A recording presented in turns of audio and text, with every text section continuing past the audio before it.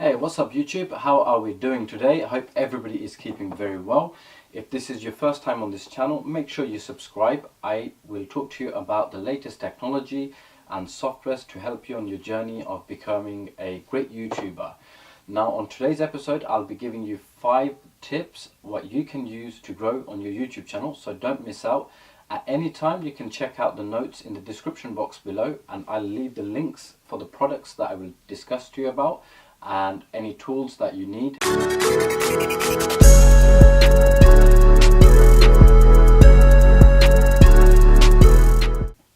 Tip number 1.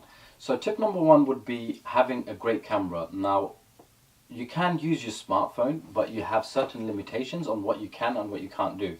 Having a DSLR lets you adjust things like the ISO levels, the shutter speeds, and being able to interchange your camera lens with different lenses in the market.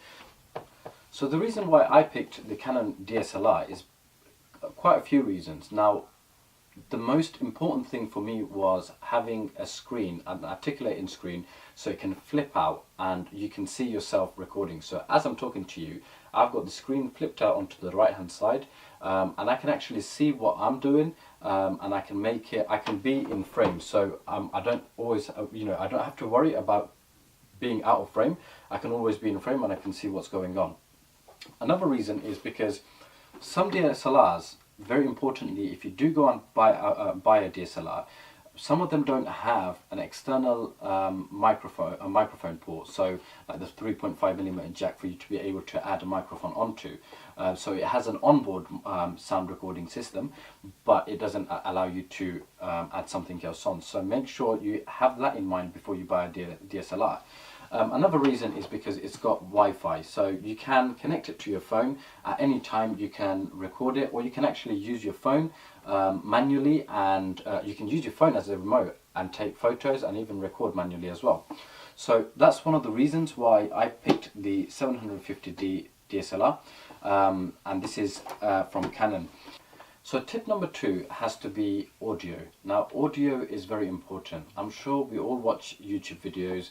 I, for one, I might be making YouTube videos, but I watch a lot of YouTube videos, and one thing that puts me off is the sound quality.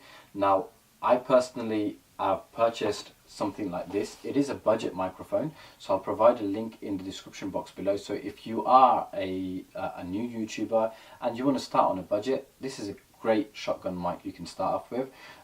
So it's got a low cut filter, and it's got a 10 decibel adjustable sensitivity gain as well. So it comes with a dead cat, which is the actual thing that sticks on top of the camera, that the furry thing that fits on top, and I believe it sounds great. I mean, I've recorded with it, I'm recording with it now, and if there is something that I don't like about it, I mean, I can just go ahead and adjust the settings on it and I can record again.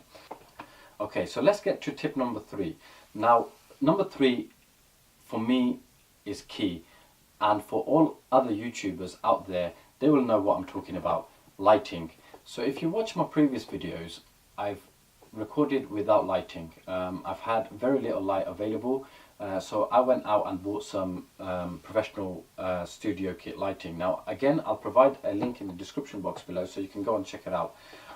So before I was using just my normal room light, and at the moment I'm using 2 softboxes.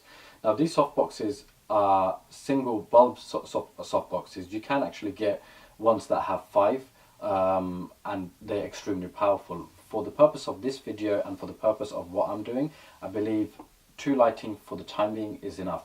Now if you are outside recording, then it's a different story altogether, because you have natural lighting. If you're recording indoors, then you'll definitely, at one stage, you'll need lighting. Now unless you record in the daytime, it's a different matter, but even then sometimes you may have a dark space in your house that you'd like to record, but there isn't enough lighting there. So what you need to do is go out and purchase some really good lighting. So tip number 4. So tip number 4 has to be laptop. Now if you already have a laptop, great. The most important thing about having a laptop is being able to edit big files. Now when I first downloaded an editing software on my laptop wasn't as quick. It wasn't capable of handling editing softwares because of the low RAM speed. So at the moment I'm using a Asus. Currently I've got around 8 gigabytes of RAM. Now that is quite big, but it's not quite enough for editing. So you will need something in the region of 16 gigabytes of RAM. So a laptop has to be one of the crucial, one of the most important equipments that is required when you're producing YouTube videos and you need something that you can work with. Now if you do invest into a very expensive laptop, it will last you a very long time as well. So that has to be tip number 4. So tip number 5. So tip number 5 is related to tip number 4 as well. It's the actual editing software that you will need to use for your YouTube videos. Now there are various different types of editing softwares around.